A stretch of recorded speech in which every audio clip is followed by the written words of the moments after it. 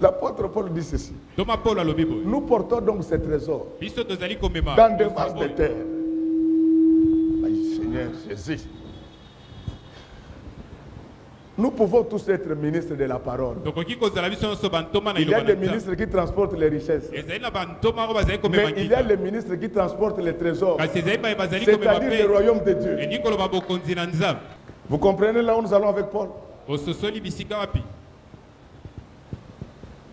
Alors je suis encore en train de parler du chameau. Le chameau, c'est un animal. Robi, c'est rapide. C'est un animal qui il était utilisé pour le transport des produits lourds et pour faire avec de longues distances. Quand vous lisez les écritures de Paul, ce n'est pas moi qui le dis. C'est le premier pape de l'église qui l'a fait. Et Dieu l'aurait dit s'il lui a été demandé de le dire. Il dit ceci dans l'épître de Pierre. Il dit que c'est ce que fait notre bien-aimé Paul. Dans toutes les lettres où il parle de ces choses, là où il y a des choses difficiles, dont les personnes mal affermies tordent le sens, il y a des gens qui ont reçu la grâce d'enseigner des choses difficiles.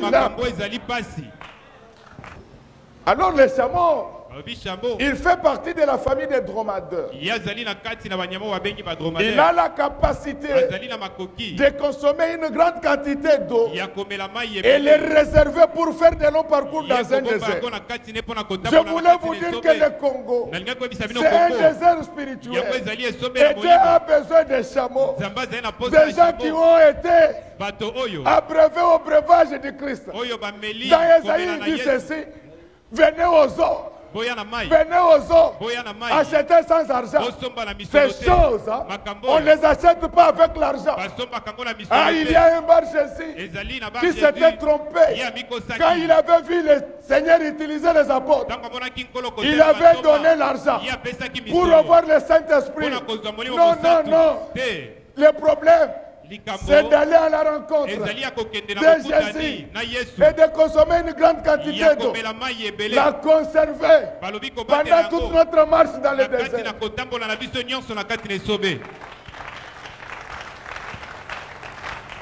Où est-ce que Paul avait consommé la grande quantité d'eau? Parce qu'il était à l'école de Gamaliel. C'est là qu'il avait appris les choses profondes de la parole de Dieu. L'église est devenue pauvre. Même en prédication, il suffit seulement de lire le verset pendant 3 minutes. Bokende poto, Bobala, Bolia. Mais nous allons partir, qu'est-ce que nous allons apporter là-bas? Les chameaux avant de partir, lui-même il prenait déjà une réserve d'eau. Ah, l'apôtre Paul s'adressa à Timothée. Il lui demandait de garder le dépôt. Je suis en train de vous parler ce matin et je vous demande de garder le dépôt. Alors j'étais en train de parler du chameau. Il a la capacité de consommer une grande quantité d'eau et de la conserver d'une manière telle que quand il n'y a plus personne pour transporter le fardeau et faire avec de longues distances, lui il sera toujours robuste. Aujourd'hui, les trésors que moi et vous nous devons transporter, c'est la croix de Jésus. De Jésus qui était tombé. C'est celui qui avait revêtu le péché du monde. Mais le Jésus ressuscité, il avait la possibilité non seulement de transporter la croix, mais de transporter le monde sous ses épaules. C'est ainsi qu'il a fait une déclaration: venez à moi, vous tous qui êtes fatigués je vous donnerai du repos. C'est-à-dire qu'aujourd'hui, Jésus a la force d'avoir sur ses épaules vos maladies, vos difficultés. Et je vous informe ce matin que notre église ici, c'est la bas de la croix de Jésus. Tout ce que vous avez comme fardeau, il les a pris. Et au demeurant, vous êtes léger. Vous rentrerez léger. Vous serez en repos. Parce que c'est lui qui a l'habitude de transporter les fardeaux des autres. Oh my God. Le problème, c'est que pour transporter les trésors, il faut avoir une bosse. C'est pourquoi si vous trouvez un prédicateur qui critique Paul, il est envoûté par ses propres parents. Je vous le dis. Regardez le chef de l'église. Reconnaît la grâce. Alors vous trouvez quelqu'un qui dit, hey, Paul était contre les femmes. Parce qu'il n'était pas marié. Toi, tu avais grandi avec Paul dans sa jeunesse. Tu connais combien de petits étaient en train de courir derrière Paul. Parce que Paul, humainement parlant, ce n'était pas un bougre. Ce n'était pas une broutille. C'était quelqu'un qui faisait partie de l'intelligence d'Israël. Et il était une famille noble. Et c'est ce qui a fait qu'il avait le droit de citoyenneté romain.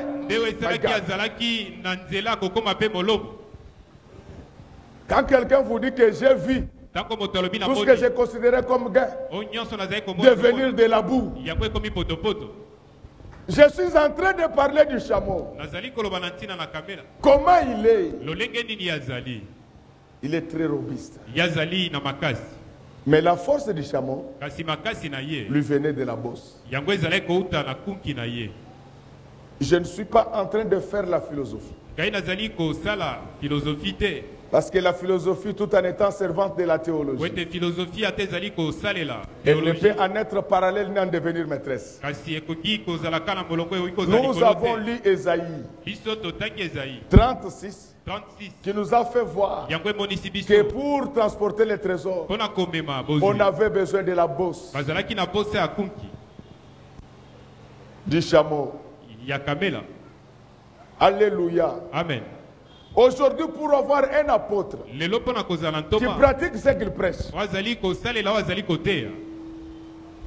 il faut qu'il ait la bosse. Et la définition de la bosse, ce n'est pas moi qui la donne. Quand vous lisez 2 Corinthiens 12, c'est Dieu qui explique ce qu'était la bosse. Quelqu'un qui a quelque chose de bien en lui, il demande à Dieu d'enlever ça. Et lui appelle ça l'ange de Satan. Dieu lui dit, arrête cette prière-là, car ma grâce te suffit. Aujourd'hui, connaître le mystère de l'évangile, ça ne dépend pas des grandes écoles de théologie. Ça dépend de la bosse. C'est-à-dire la grâce du Dieu Tout-Puissant. Il révèle ces choses, pas aux adultes. Il les révèle à ceux qui sont comme enfants. C'est ainsi que Paul, malgré son âge, dans le ministère, c'était un enfant. C'était un avorton. Il était venu après tout le monde. Je voulais vous dire qu'en matière de prédication, les premiers seront les derniers. Et les derniers seront les premiers.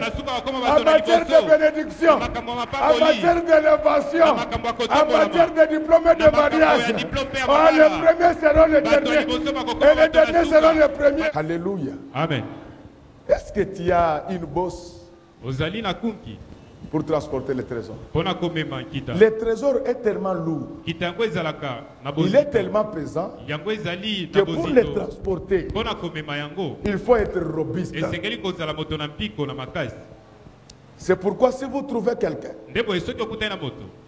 qui force encore les choses de Dieu, il ne connaît pas ce qu'il fait.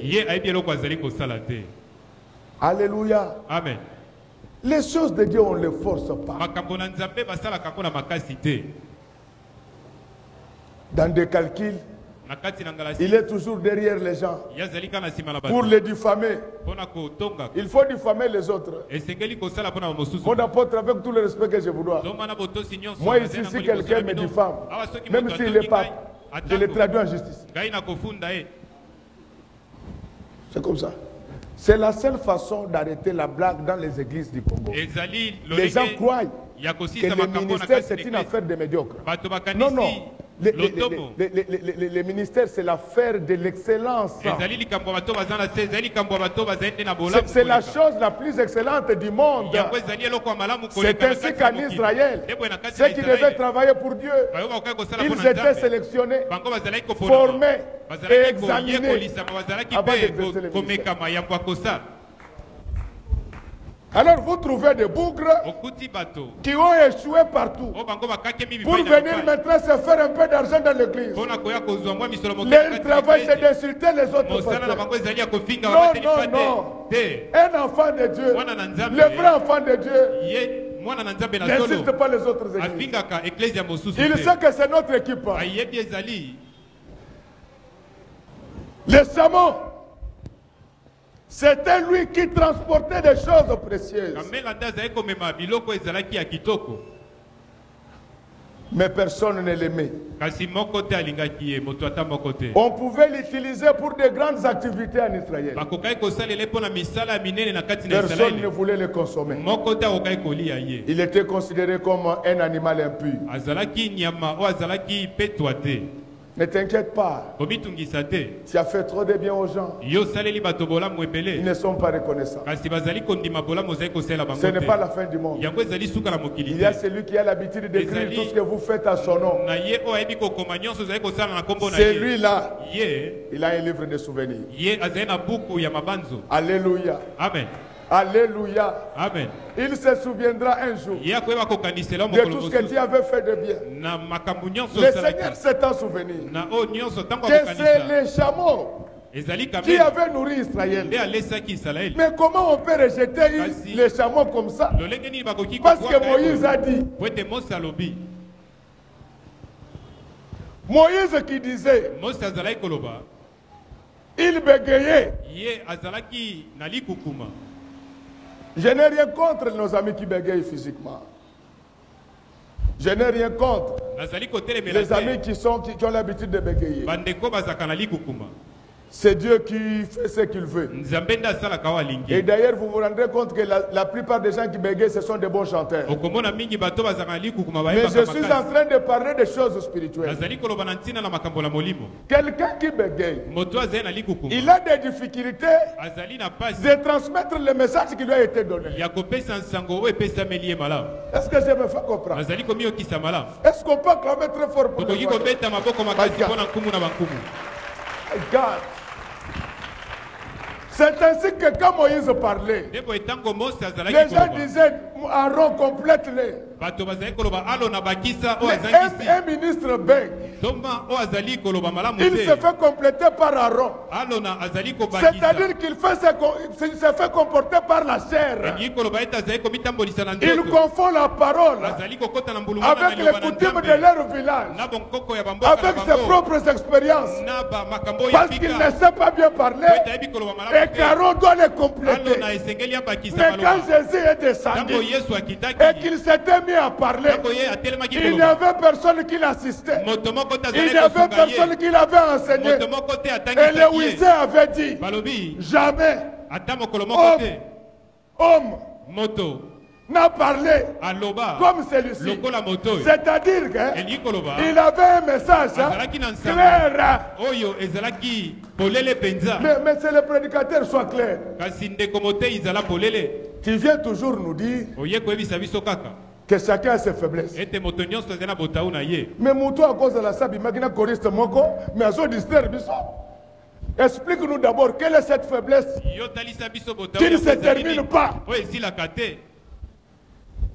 On va laisser personne se jouer de l'église au Congo, civil ou religieux, autorité ou riche, pauvre ou célibataire. Nous ne laisserons personne laisser Aaron parler. Aaron n'avait jamais rencontré Dieu sur la montagne. Aaron n'avait jamais récupéré les tablettes. L'apôtre Paul dit à Timothée que ce que tu as reçu de moi, on ne peut parler que lorsqu'on sait de qui on a reçu le message.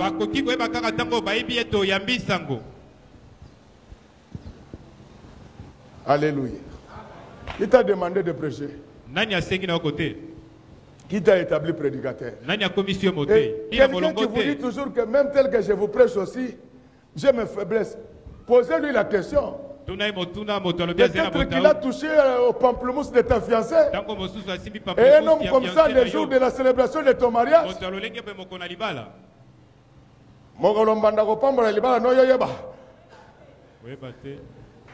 Alléluia. Amen. Ah. Vraiment, quand vous avez un chrétien qui bégaye, la Bible dit qu'aujourd'hui, si vous entendez sa voix, n'endurcissez pas vos cœurs. Mais lui, pour agir, il bégaye.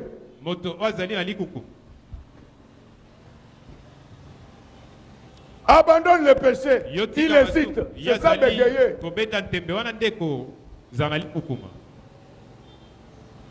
Et il se fait toujours accompagner d'Aaron. Quelqu'un qui n'a rien à voir avec le ministère. Aujourd'hui, ce sont les païens qui trouvent des versets pour éclairer les enfants de Dieu. Et les versets qui ne sont pas dans la Bible. C'est toujours, est-ce que parmi nous ici, qui n'a pas de péché? Qui n'a pas de péché parmi nous ici? Est-ce que toi tu vis dans les maisons des autres pour savoir s'ils ont des péchés? Tu es resté le seul qui pêche. Je voulais te demander d'arrêter ce matin. Parce que Jésus revient bientôt. L'église qui sera présentée à Dieu sera sans tâche, ni rite, ni rien de semblable. Ça vient d'où? Tout ça c'est parce qu'on n'a pas la bosse. Mais on veut transporter le trésor. Le trésor d'abord pour l'avoir. On dit qu'il faut avoir assez de moyens. Vendre tout ce que vous avez. C'est quelqu'un qui a déjà vendu ses sentiments, son orgueil, sa têtitesse. Il vend tout ça pour acheter le trésor. Qu'est-ce que tu as déjà vendu? Parce que pour transporter le trésor, il faut l'acheter. Comment? Comment? J'étais en train de dire ceci. Que personne ne met les chameaux. On ne les mangeait pas. Deutéronome 14. C'est-à-dire que lui, il devait toujours travailler pour les autres.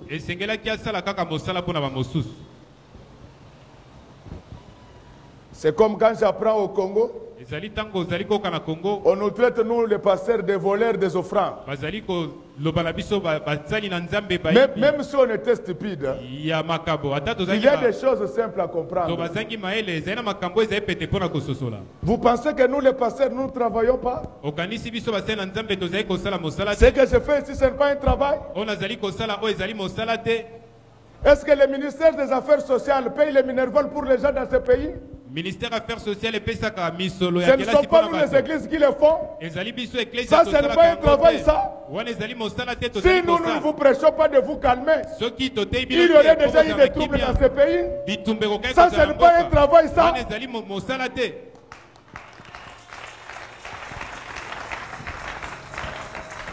Si ça continue, nous allons nous taire pendant 5 ans. Et les religions sauvages vont envahir ce pays. Non, nous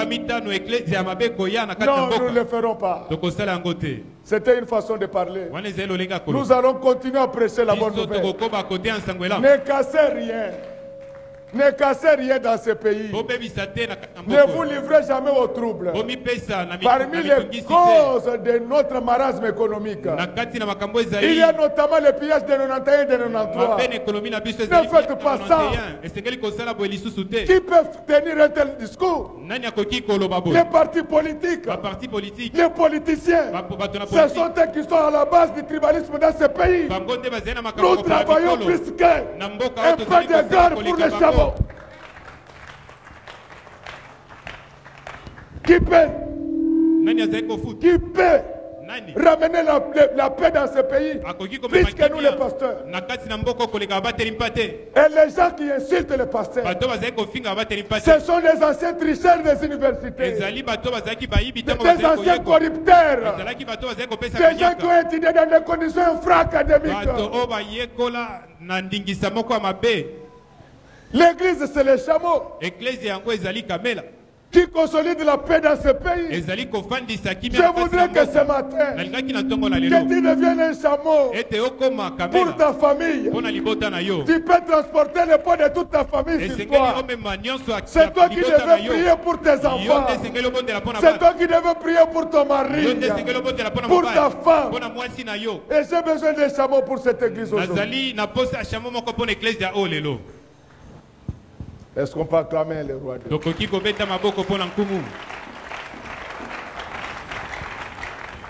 Personne n'aimait les chameaux. C'est ainsi que quand Paul s'est converti, personne ne l'acceptait dans les églises.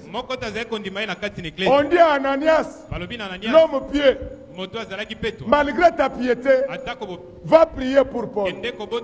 Il est resté dans tout ce qu'on lui avait raconté par les pharisiens et les sadducéens. C'est pourquoi dans ce pays, nous devons interdire aux pharisiens et sadducéens de parler. Ils font passer le message qui ne vient pas de Dieu. Le Paul que Ananias est en train de refuser. Le Paul que Ananias est en train de rejeter. C'est lui. C'est lui. L'instrument que Dieu s'était choisi pour apporter la lumière là où il y avait les ténèbres. Je voulais t'informer que l'instrument que Dieu s'est choisi au séjour, c'est toi, c'est moi, c'est lui, c'est nous. L'instrument dont Dieu s'est choisi. Oh my God. N'étiez pas compte de ce que les gens pensent de toi. Dans leur cœur, ils connaissent ce que tu es. Mais par haine et par jalousie, ils disent des choses contre toi pour te décourager. Si quelqu'un dit contre toi ce que tu ne connais pas, n'aie pas de soucis, tu risques de tomber malade pour rien. D'ailleurs, les stratégies actuelles du diable, c'est d'inventer des choses contre les vrais enfants de Dieu, pour qu'ils aient les soucis, qu'ils tombent malades. N'aie pas de soucis. Cherche un maître avocat. Je m'excuse, mon révérend. En matière de connaissance de l'évangile, vous êtes parmi les colonnes de cette ville. Mais je me rends compte que trop peu de gens ont des bosses dans les ministères. Ils sont incapables de transporter les trésors. Pierre croyait prêcher. Mais quand il a entendu Paul prêcher, il a dit à Barthélemy et André qu'on était en train de jouer avec le travail. Les gens te rejettent. Mais c'est Dieu qui connaît ta valeur. On nous lit un peu Matthieu 23, verset 23-24. Nous allons faire des commentaires et continuer.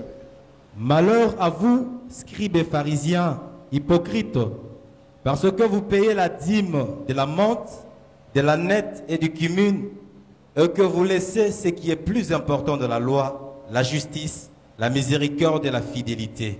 C'est là ce qu'il fallait pratiquer sans négliger les autres choses. Conducteur aveugle, qui coulait les moucherons et qui avalait les chameaux. Acclamons très fort.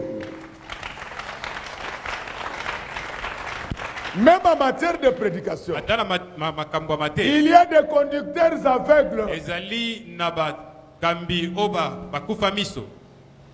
C'est là la différence entre l'âne de l'Ancien Testament qui transportait des richesses et le chameau qui transportait les trésors. Ici Jésus sermonne les pharisiens et les scribes. En fait, quand ils prenaient leur vin, si vous trouvez un prédicateur qui prend du vin, c'est un pharisien et scribe. Un enfant de Dieu ne s'enivre pas.